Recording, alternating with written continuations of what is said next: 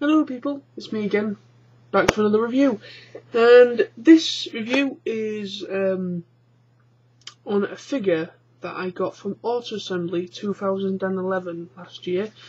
And it is to mark, I don't know whether to make another one of these as well, hopefully just before we go. I'm not sure if I'll have time, but I'll try to put out another one. But this review is to mark that Auto Assembly is very rapidly approaching, and it's in the next couple of days.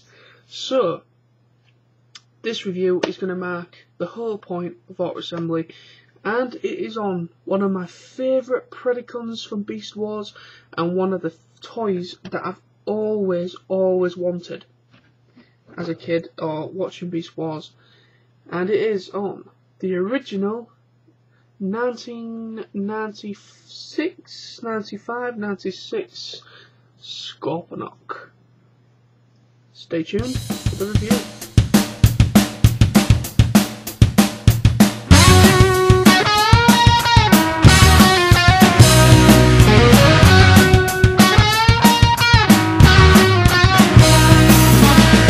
I got a guilty secret to tell before my head explodes. A burden I never wanted, I'm getting close to overload. It's been far too long. Welcome back, guys. I am now doing the review on this guy.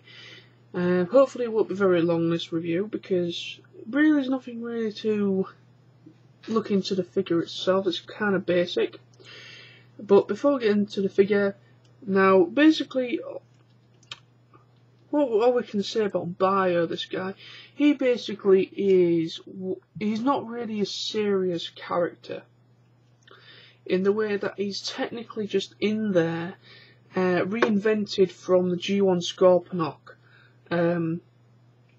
As you can think, that Scorponok was in G1, he in the Headmasters, he was obviously a Headmaster, which was piloted by Zarak. And yeah, so bringing him back in Beast Wars, which was the first time ever since G1, they brought him back, Scorponok, and I loved him. I don't know why. He wasn't a very serious character. He kept being squashed, he kept being killed, he kept coming back like a boomerang. Same as Waspinator, but I think this guy and Waspinator were literally just there as kind of just a comedy relief, basically. They were just comedy relief.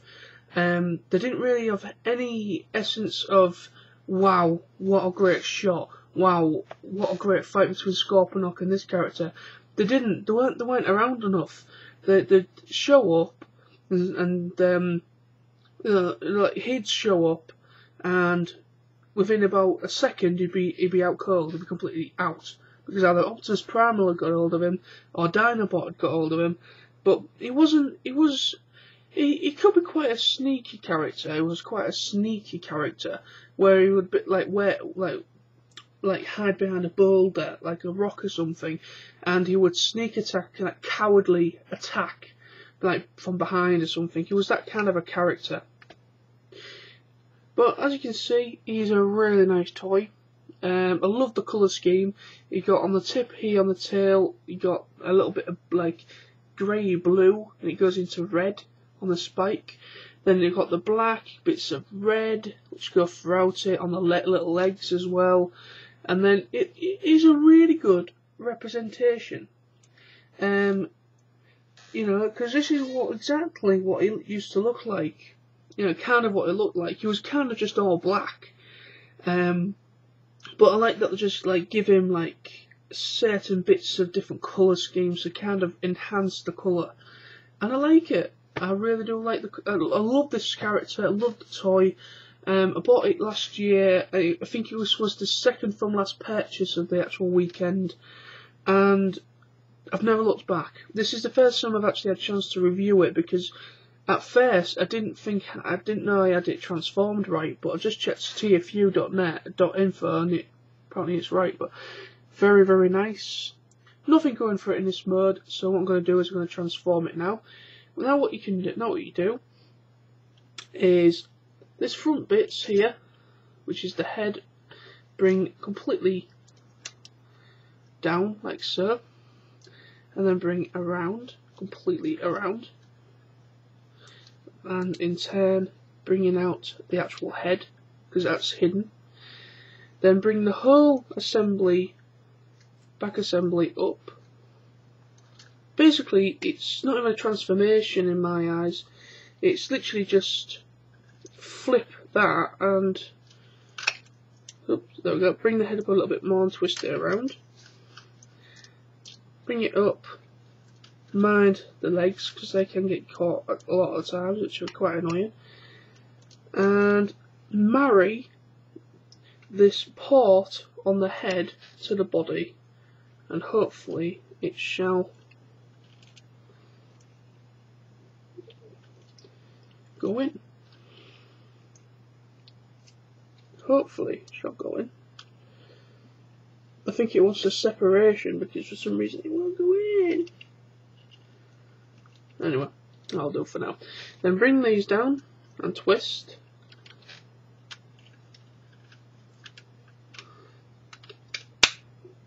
Yeah, like so. And then bring this tail down like so a bit. And you can also, if you want, you can twist it around. And flip out the feet, which is actually the head for beast mode, and flip out the front bits and close the legs in on the sides. And there is Scorponok in his robot mode. Now let me just really quickly, I'm sorry if it goes really bright, but it's really dark figure, so as you can see, this is its mutant mask, or one of these masks. For some reason, apparently none of these characters ever actually really had a mask. I can't remember any of the characters having a mutant mask. Optimus Primal has one, Megatron has one, all the original line for some reason has a mask. Or certain characters anyway. I don't know what it all is about that, but they have a battle mask. But they never had a battle mask in the actual series, so I don't know why they actually just thought of giving them one. But Optimus Primal, apparently he had a battle mask once, and for some reason they actually included it in the toy, but anyway. Right, so getting onto the toy itself in the robot mode, it is quite representation, and it's kind of Scorponok, but if you open up this mask, split it down the sides like that,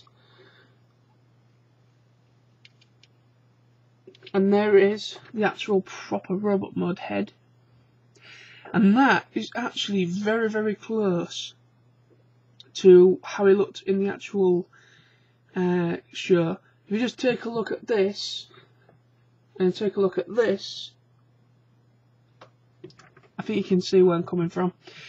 But you know, they are very, very close representation of the head sculpt and the toy itself. Now, articulation is very, very limited. You have a lot of articulation in the legs, you know, knee, feet, you know, all necessary. You haven't got any waist articulation, but you have 360 twist and elbow movement of the arms, and obviously these open. I have got everything for this figure, but as you can see, that's the blaster in there. There would be missiles that go in there, but I don't actually have them on me to actually show them fire. But you know, it does have that, and it has like two gimmicks. His tail, as you can see, there is like a trigger on the back. And if you flick it, you get the. I should have showed you that in the other mode, but it works both ways. But you see, yeah, you get the whole scorpion stinger. Sorry about that. And this is another one. Now, apparently I've been told to be very, very careful because it has a very weak spring because of the design quality wasn't as good. But what it is basically this opens, or not necessarily, but that opens, and there's a trigger on the side. See, you fire it, it's meant to go forward, not down. But I have actually been told to be very, very careful, and that is, of course, if you remember, the. Let me just put. Let's put him down. I think he's falling apart now.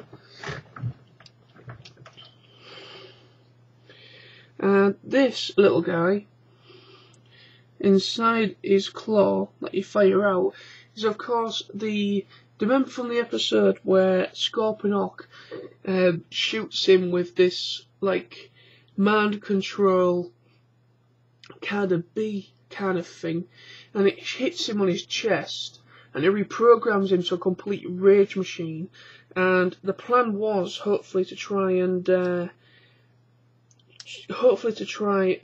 make Primal to destroy the actual Maximals, and destroy them that way. And it actually backfired, and he ended up going into the Predacon's base and taking out just about every single Predacon. So it kind of backfired. It was kind of a cool episode, that.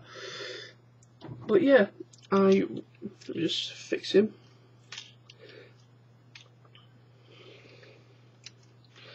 And then you can just plug this back in. Just give me a second. There we go.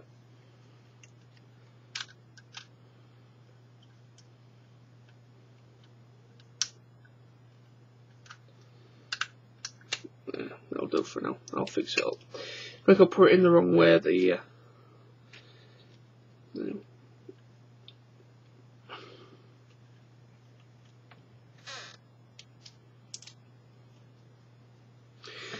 Anyway, as you can see, it is a very nice toy.